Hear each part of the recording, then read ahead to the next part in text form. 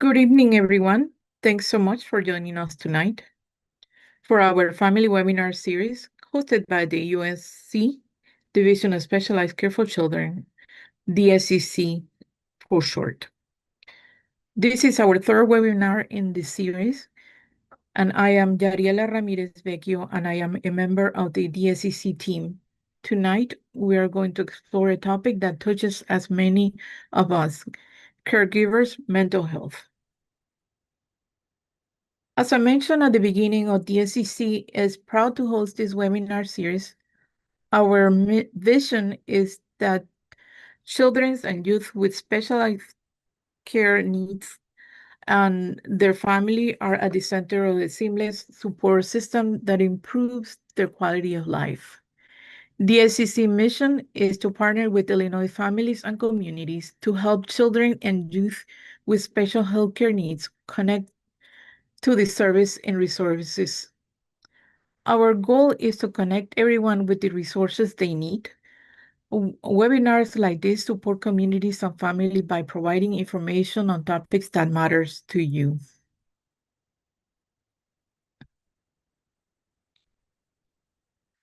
Our presentation tonight will be in English, so the slides you will see will also be in English.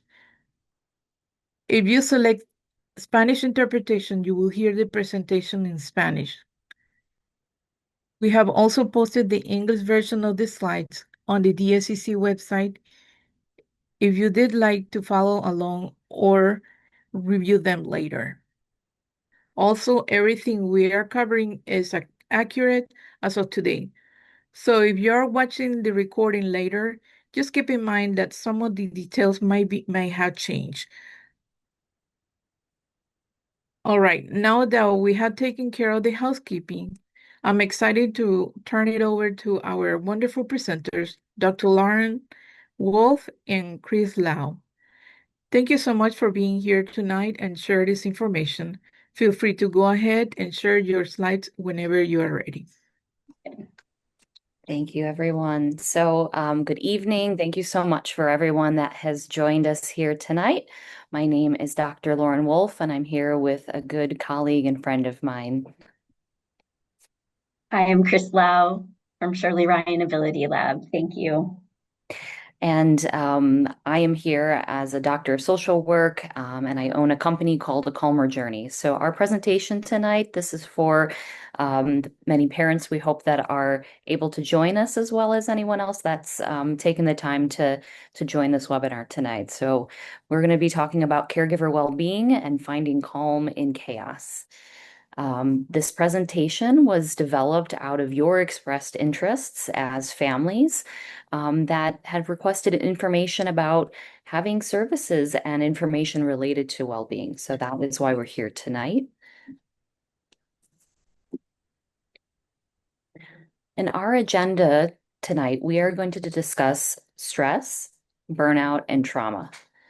We are going to talk about what helps you, and we want to think about this collaboratively with families. We want to bring in an opportunity for a family with lived experience to share some of their insights in supporting their child.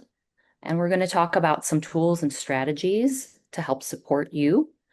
And then we'll hopefully close tonight with a short activity to support you. So today I'm going to begin just a little bit about what research tells us when we think about our emotional well-being as well as our psychological well-being and the experience that parents and caregivers move through when they are caring for children that have special health care needs or disabilities. And we want to talk realistically about what supports can make a difference. We want to highlight and acknowledge the challenges that can be faced and some of the barriers that do exist.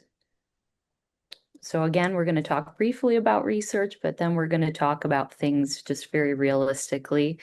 And again, we'll move through this so that we hopefully have some time for your questions at the end.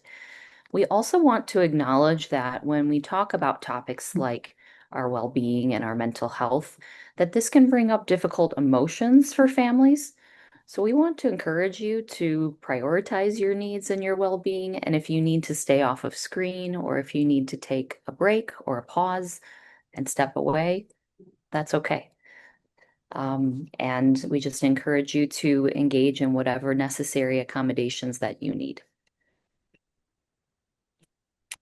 So again, let's talk about what's important tonight. Your needs as parents, they matter. And we recognize that many parents have many different roles. Many parents are medical coordinators for their children. They're advocates, schedulers, and insurance negotiators. Many times they're therapists, whether that's in the physical sense or in the emotional sense. And again, parents are emotional anchors for their children.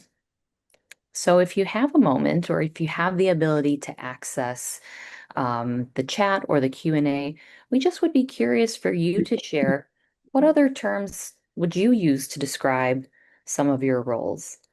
And if our moderators are able to see any of those comments, we'd like to take just a moment to pause and give any of those joining us a moment to comment on what terms do you use to describe your roles as parents. Have we received any comments yet? Or should I move on to the next slide? Might still be coming in. I'm seeing one that said advocate, one that says caregiver, Uber, nurse. Yes, advocate again. Very much so. And I'm really glad that the individuals that joined us tonight are using that word. That's a really important one. When we think about understanding the full context of what caregiving is, we can think about caregiving being shaped by many different outside or external factors and issues.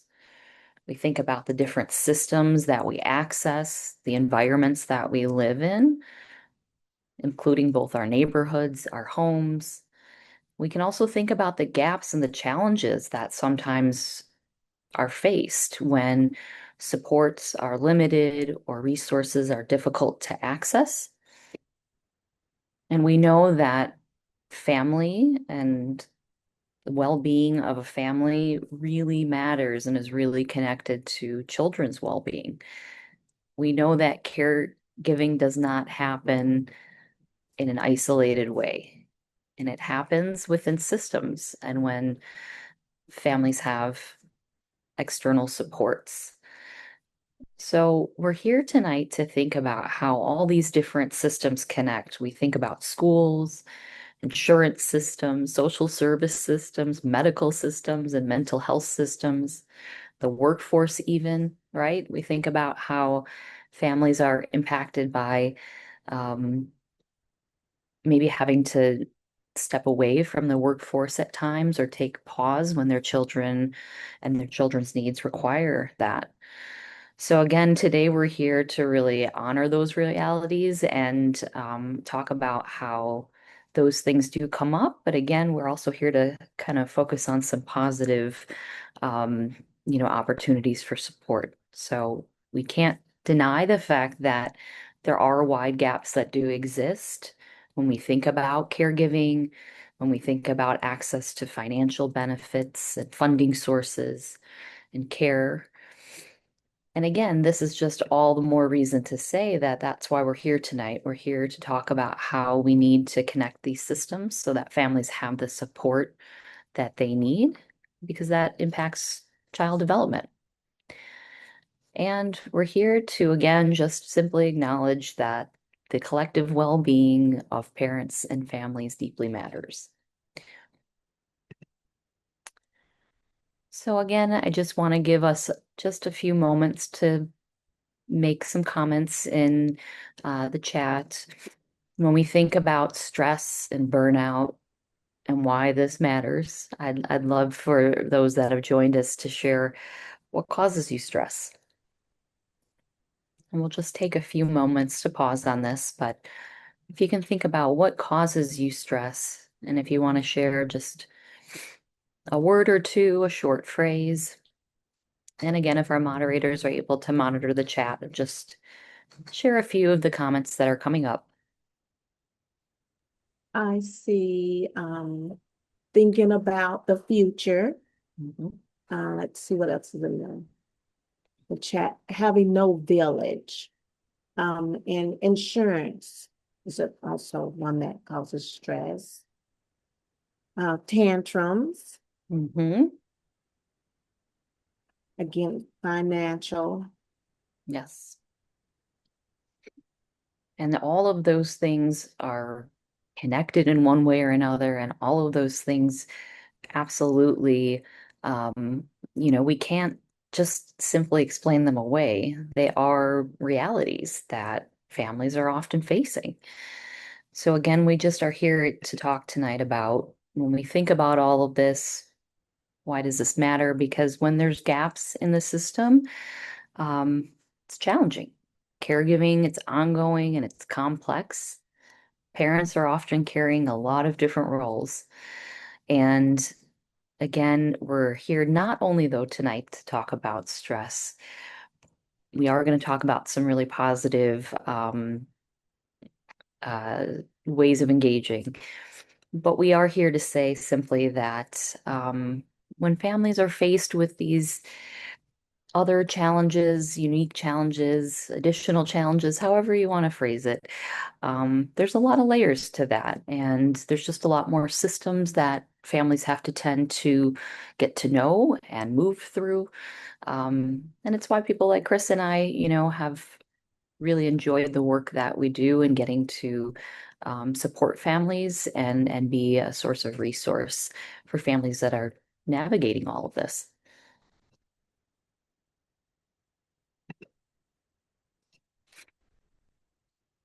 So I'm going to turn the presentation over to my colleague in just a few minutes here. But again, as we think about, what the people that are out there doing the research, what do they find? Well, they certainly find that in the reality of caregiving, there's just more medical and therapy demands that I think a lot of parents on this call may, have to move through. There's different systems again and challenges that they have to navigate through. Of course, we heard from the families here that there's financial strains and sometimes there's just simply limited time for self-care.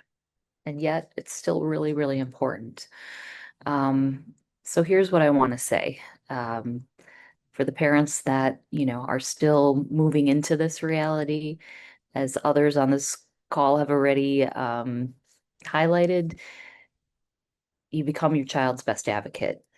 And even with some of these challenges that come up, parents, you have so many strengths.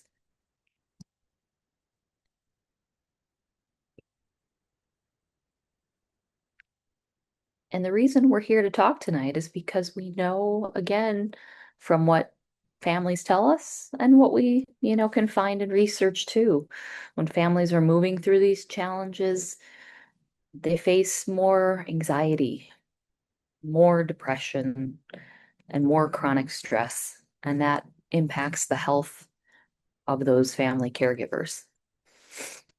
And this research, it's all across the world, not just here in Chicago, not just here in Illinois, but it's everywhere. We find that it's really important that we support families when their children have care needs that take some extra time, take some extra support.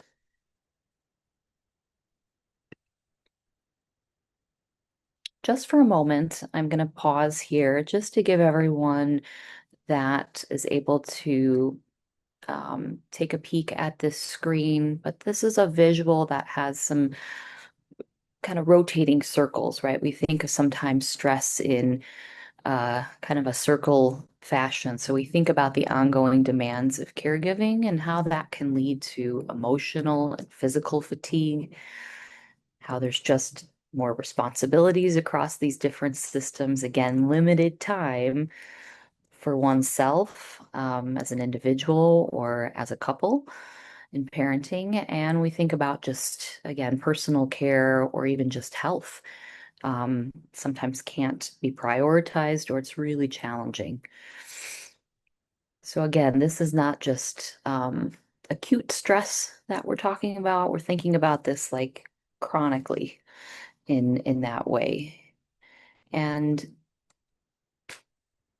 we know that families can move through times of feeling burnt out. There can be emotional exhaustion and overwhelm. It can be difficult to keep up with demands, and there can just be a sense that there's no time for a break. But what we also know is that when families feel burnt out, it doesn't mean that they're not loving, not caring. It just means that their energy's really, their batteries run out, right? That they're just feeling really empty and they need some support to kind of refuel, to be able to keep going and moving through some of those challenges and having some guidance through it too. So before I turn this over to my colleague Chris, I'm just going to again have this up for just a moment. And we're going to talk about again the fact that even with some of the challenges we've talked about with systems and children's needs and barriers that do exist, we also want to highlight the fact that there's things that help protect, there's things that help ease, and that includes social support, it includes access to services, it includes having coping skills and building coping skills and having resilience and building resilience.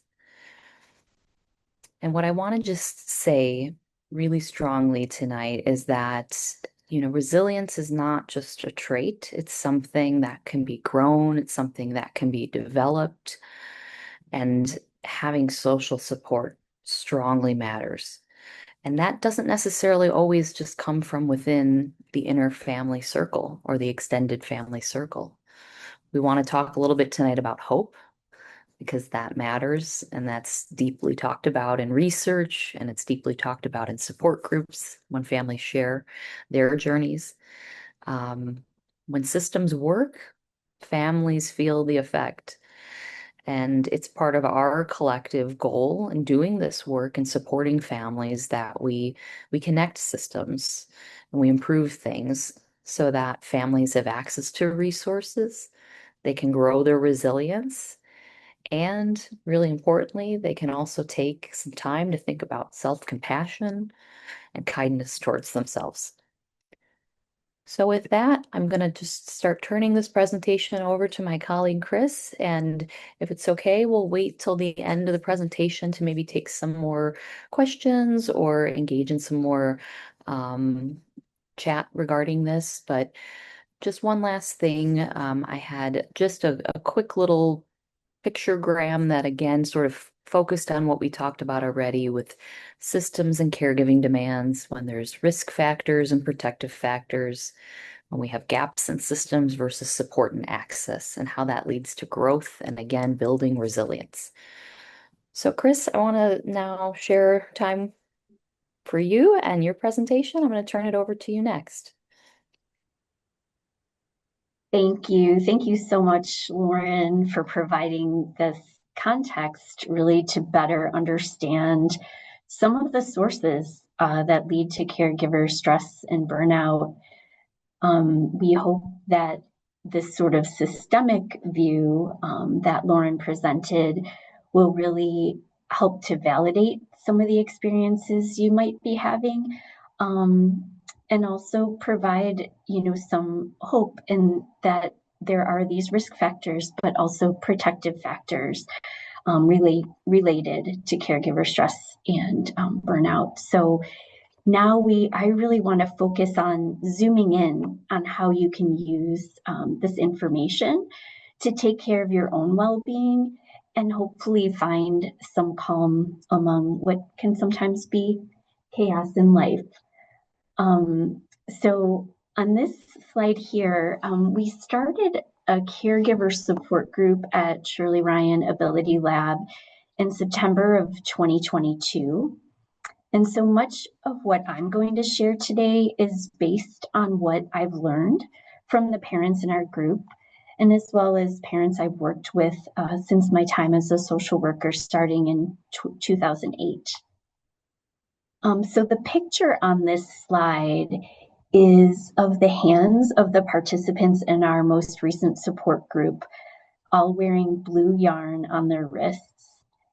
We do an activity at the end of each of our in-person groups, and where we hold a skein of yarn, and then each person will share their closing statement for the group, and then they throw that skein of yarn to someone else in the group. And eventually everyone is connected by the yarn. And then each person leaves with a piece of that connection. So I'm actually still wearing mine. I don't know if you can see it. But if I had to sum up what I have observed from the parents in the group and throughout my time as a social worker as being most helpful to manage stress in one word, I would say connection. So listed on the screen are some of the themes that have come up most frequently when parents talk about what helps them. And you can see how connection is really a part of each one. So whether it's connecting with others through a support group or a mentor, connecting with a therapist or a church community, connecting to faith or spirituality, connecting to yourself through mindfulness or self-compassion exercises, or connecting to education and advocacy agencies and resources in the community to get support. The common denominator here is the connection. So if you take nothing else from my comments today, I encourage you to look for ways to connect, whether it's with people, yourself, or systems that Lauren talked a lot about, resources, and just notice, what it does for your well-being. I've noticed that some parents have, really found it helpful to talk to others, whether it's, connecting with a therapist, but others find the connection to take action or advocate as something that really helps their well-being. So I know that there are a lot of resources online for self-care and, taking care of yourself, and tip sheets. And actually DSCC has a wonderful caregiver mental health toolkit online that we'll reference in our resources. But I wanted today to really kind of focus on what I've learned from caregivers directly, from their lived experiences. And so just sharing some of these, like I said, that I have one parent who calls a prayer line every day, and another parent who's working on a book with her teenage son to help others navigate the IEP process, using what they've learned during their journey. So one parent shared with me once that her therapist told her to be mindful each time she washes her hands. So for her to feel the water, notice the bubbles forming, smell the soap, and she found this helpful because sometimes she only had that one moment to herself, but it was one moment of calm and she found it helpful. So there's really no right or wrong answer here. It's just a matter of knowing what connection you need to manage stress and support your well-being. So I did want to invite you to share, if you're comfortable, what helps you manage stress and burnout. You can put that in the chat. And if you don't know, it's okay. That's okay too. I think I meet a lot of parents who don't know, and I think there's a lot of courage in saying, I don't know. So we'll just take a moment to see a couple things in the chat here. Well, great. So I see box breathing, journaling, exercise, therapist and counselor. Yeah, thank you for sharing faith and prayer. I don't know, exercise and talking through it. Oh, Parent Cafe. I'm not familiar with that, but maybe we can address that in the question and answer. So thank you. Thank you for sharing. So, you've heard a lot about what the research says and about caregiver stress and what we've learned from some other parents about what's helpful to them. But we thought it would be really valuable to have a deeper conversation with a mom who has lived experience as a caregiver. So I'm really honored to introduce Liz Avila. I've known Liz since 2018 and have had the privilege to witness her and her husband navigate the journey of caregiving for their beautiful daughter, Tessie, who you see on the screen.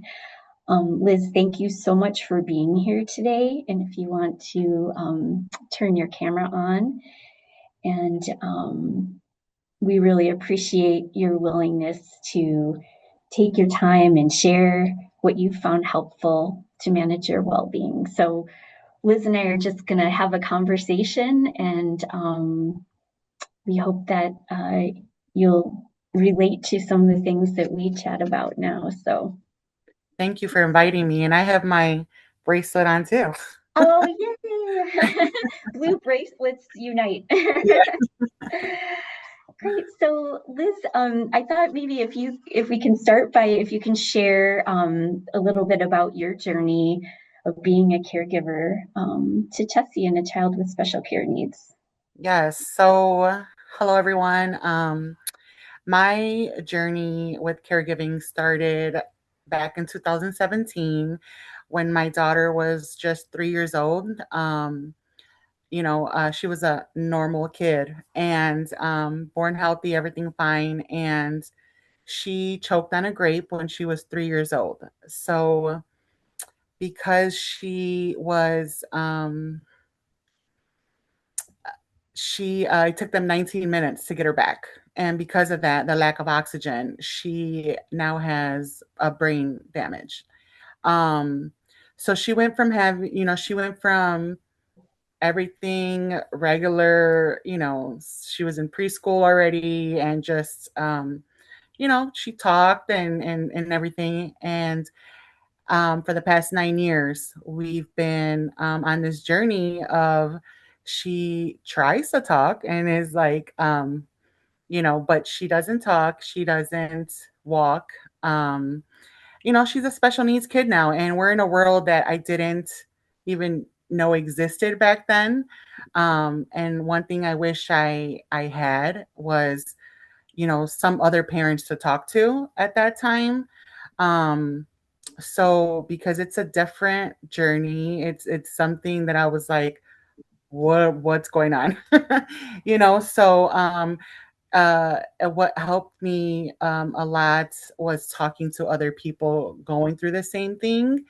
And I didn't even know that other people existed. Right. So I really felt like I was the only one and no one understood me. And I really thought like I was the only one in the world because you just don't know that the special needs community is so huge if you're not living in it. So seeing that this community is so big and there's other families going through the exact same thing that I'm going through, whether it be just, kids born with some special needs or versus they have it later on.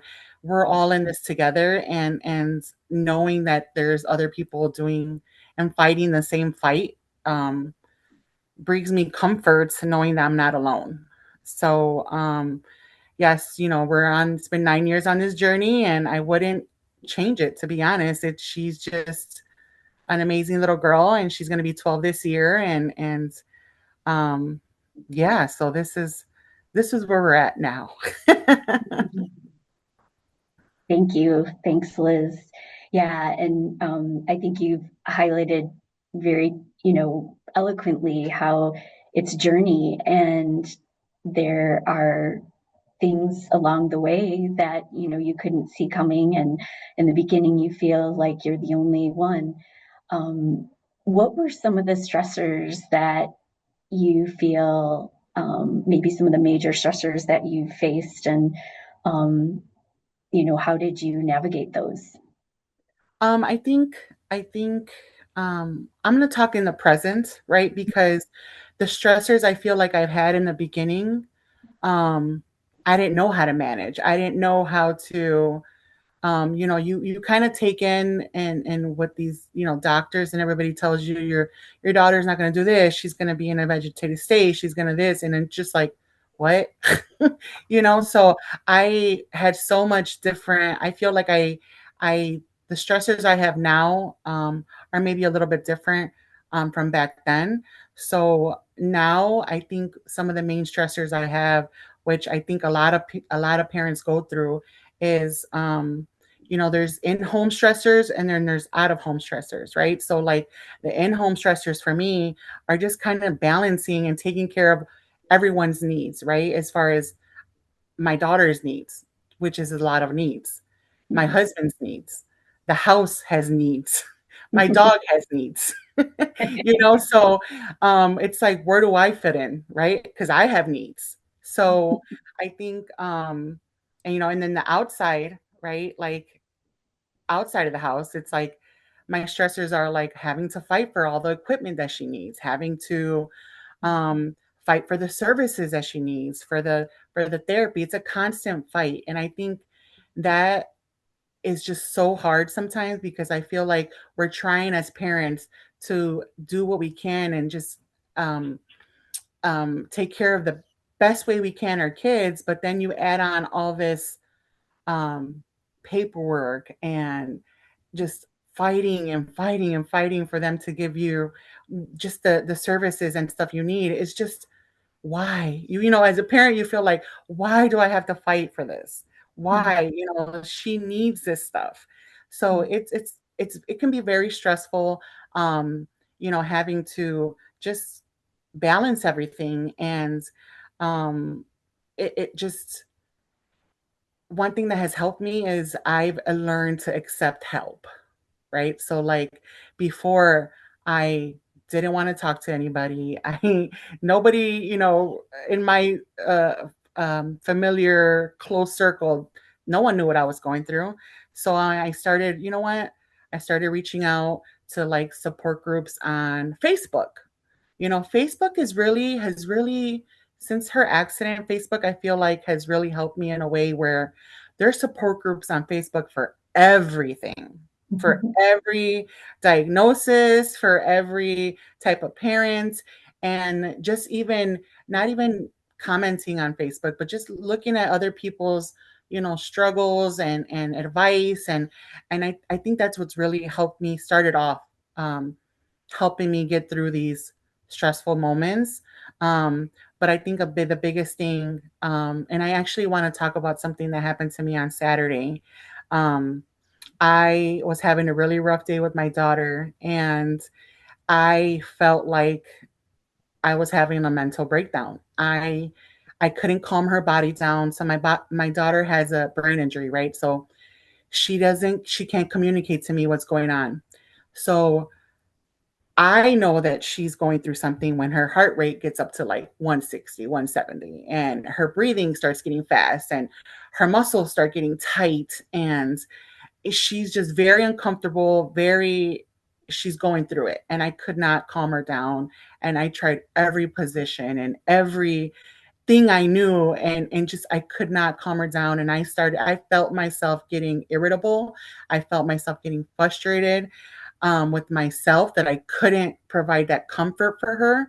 I had to sit back for 1 second and just take some deep breaths. And I started praying to God and to just give me patience and give me strength.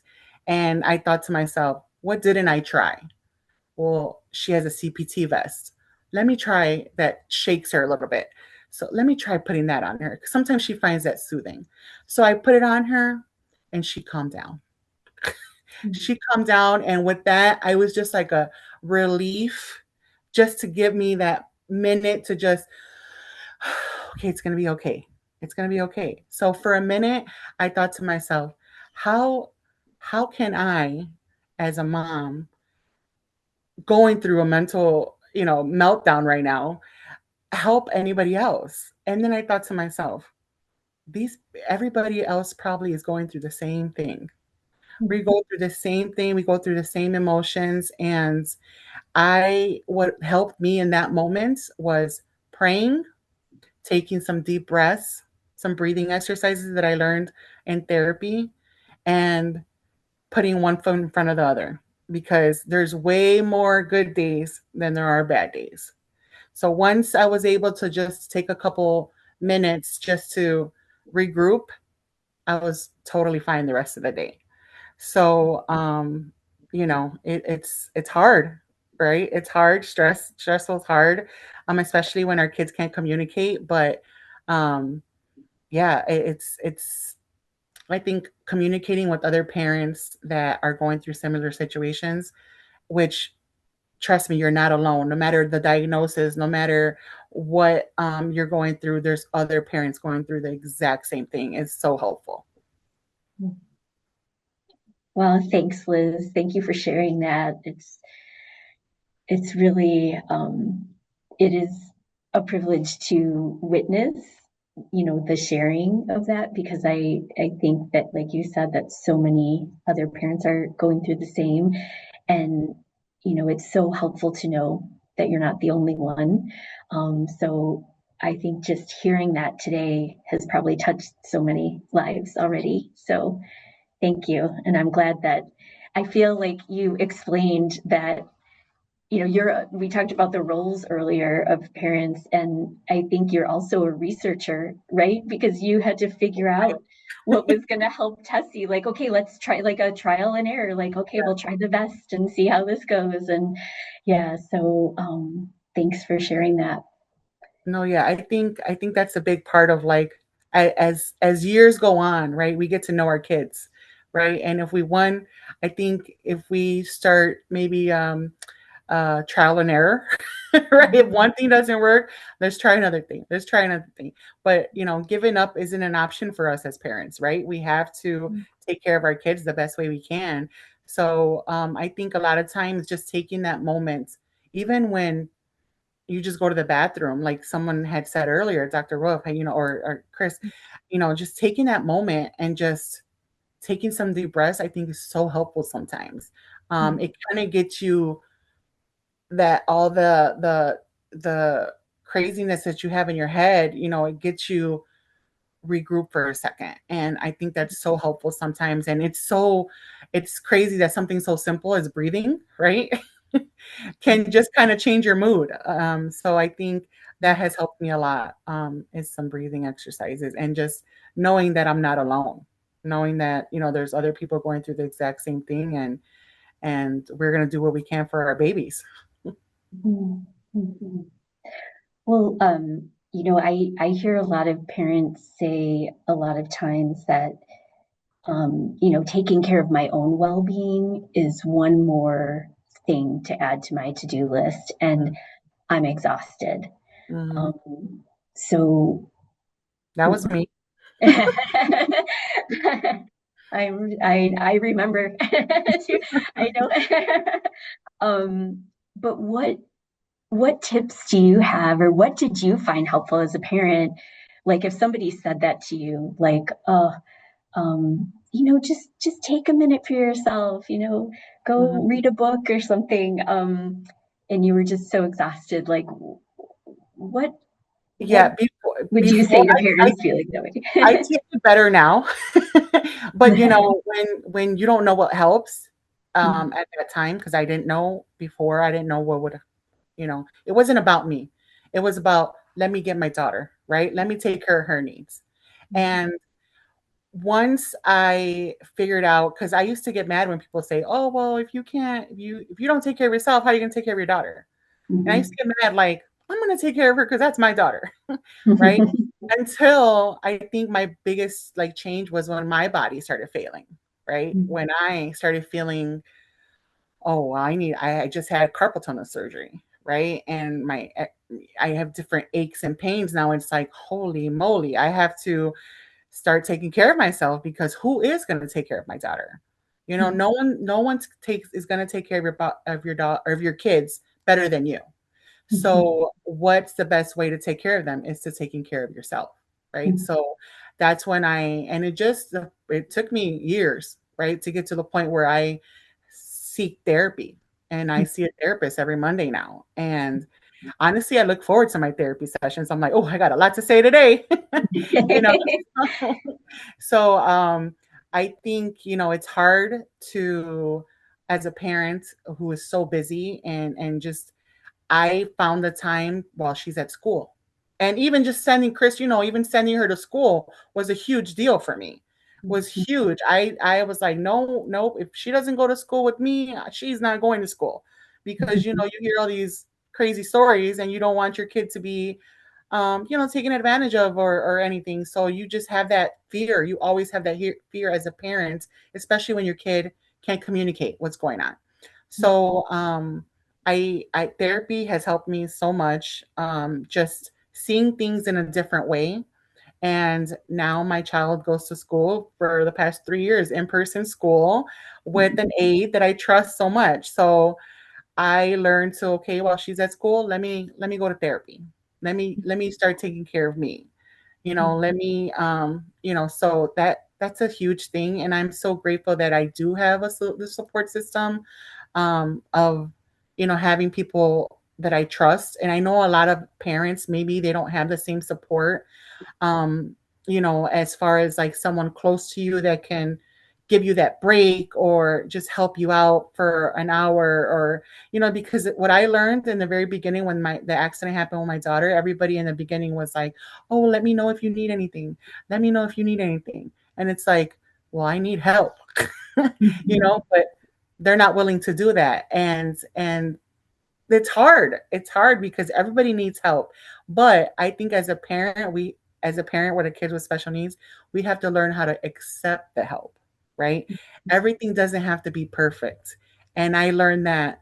I'm still learning that, right? So like now I have some help, and just because something isn't folded the same way that I would do it, it's okay. It's not the end of the world, just accepting like, okay, that's okay. It's not, I don't have to redo it. It's fine. So I think accepting the help is huge. And I think if we open our minds, to be able to accept help and reaching out and talking to people, I think can be a huge changer for many parents. And I'm just grateful that support groups like this, exist. Thank you so much, Liz. I know I can talk to you all day, and I think what you're sharing is so, so valuable. So I know we're getting close to time. Maybe what we can do is just quickly wrap with a couple more of our slides and then open it for questions so that parents, I want to make sure parents have the opportunity to ask your questions and get your perspective, Liz, because I think that's the most valuable part. Can I just read one thing that I saw? I just happened to see, and I want Yes, to read it please. because I feel like it touched me, so it might touch other people. Yes. I saw this on Facebook. It says, to the parents who feel like they don't belong, when your old friends move on without you, when you feel like you don't fit into any social circle anymore, when everyone around you spends their time at sports practices, theme parks, and parties, while you spend your time at therapy, doctor's appointments, and hospital rooms, when the people you used to be close with stop checking in, when it all starts to feel too heavy for you to carry, when you feel like you don't belong, take a step back and look at your life. You're exactly where you need to be. You belong here holding your child's hand during blood draws. You belong here giving your child a million kisses and telling them to stay strong while they are being rolled back for surgery. You belong here rocking and comforting your child during a seizure. You belong here advocating and being a voice for your child who can't tell anyone where it hurts. You belong here being your child's biggest supporter and fighting this fight with them. You belong here raising this miracle child you were given, loving them and carrying them up every step of that mountain you're climbing. You belong here because no one could do it better or love them any harder than you. Which is so true.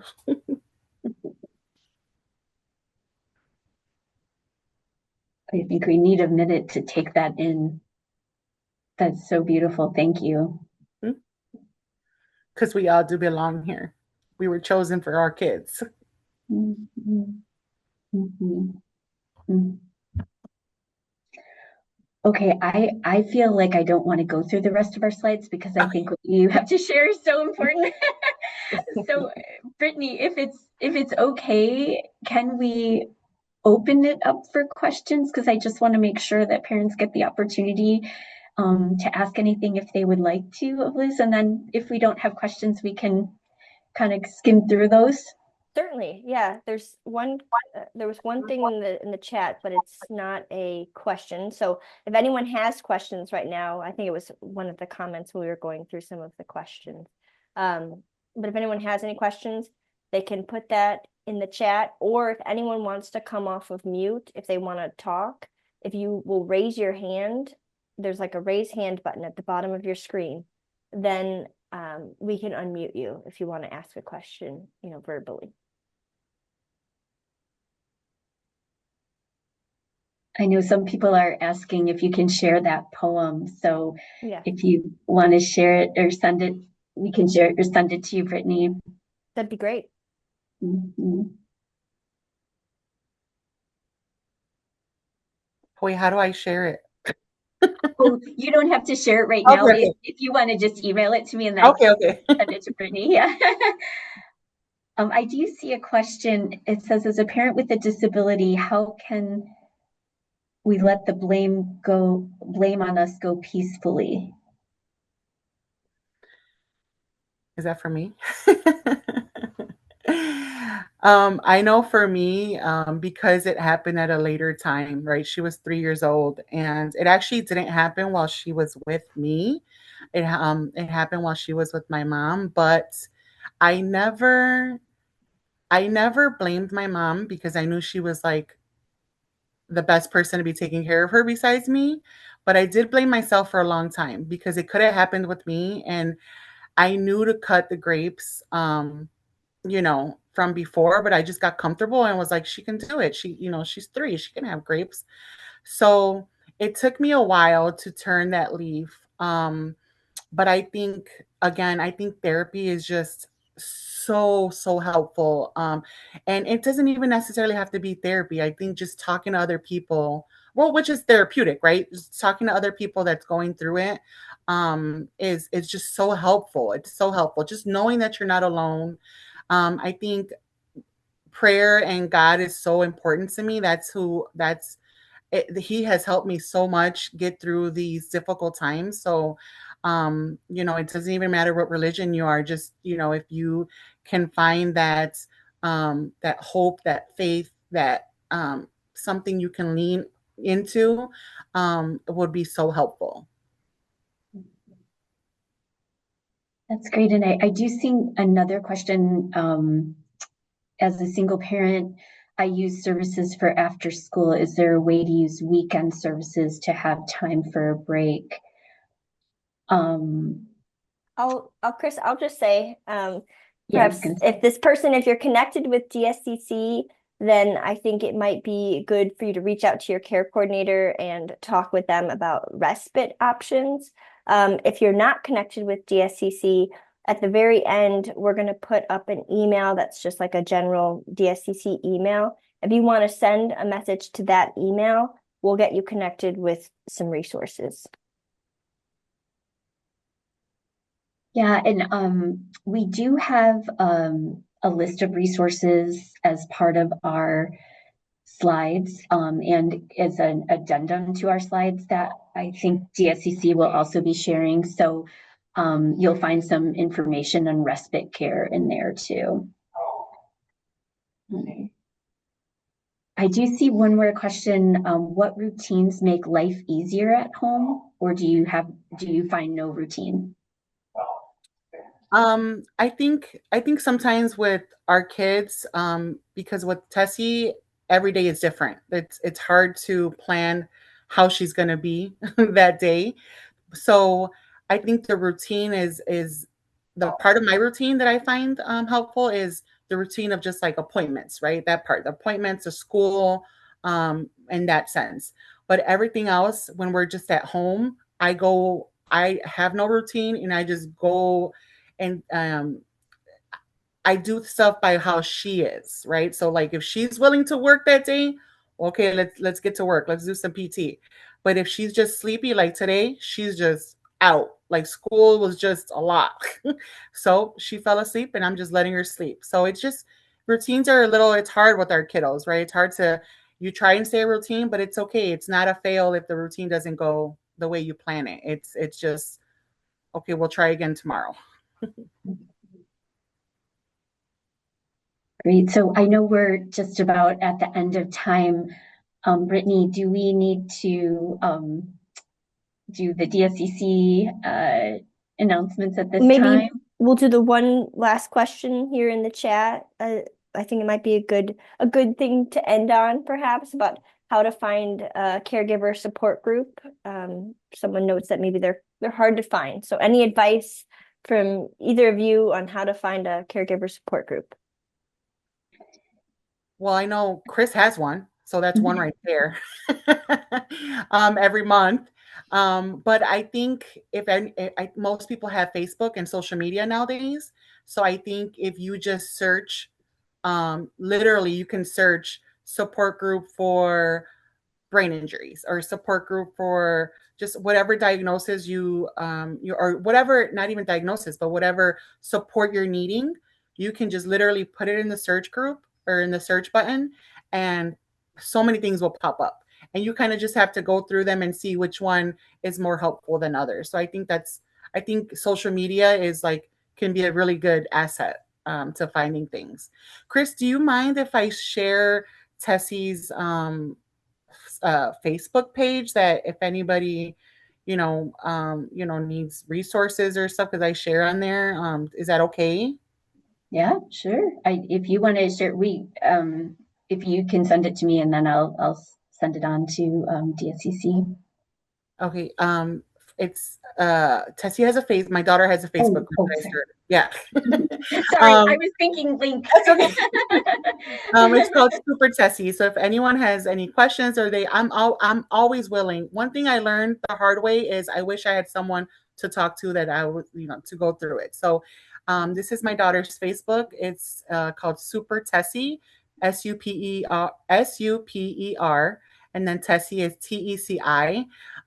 You can follow her journey on there. I do a lot of different things on there and different information and just what she's going through. So if anybody, my ears are open. I am always willing to talk. I am always willing to share whatever resources and stuff that I have. So I'm always willing. Thank you so much, Liz. And I was going to say that we did include support groups as well in the resource list. As Liz mentioned, we have one at Shirley Ryan for the patients and caregivers of patients at Shirley Ryan. And then we have listed a number of other support groups in the area. We also do have a what's called the Life Center website from Shirley Ryan, and that lists on there. If you go to Life Center, that will give you a listing of caregiver support groups as well. Chris, I'm going to bring back up my shared screen just for a second, so that we can just kind of pop back in. But I want to just share briefly as we were wrapping up. We had a little bit to offer. Oh, you know what? Sorry, I'm having a hard time getting it back on the screen here. Okay. I know we're just kind of wrapping up time, but I wanted to bring up our contact information, if that's okay too. Mm-hmm.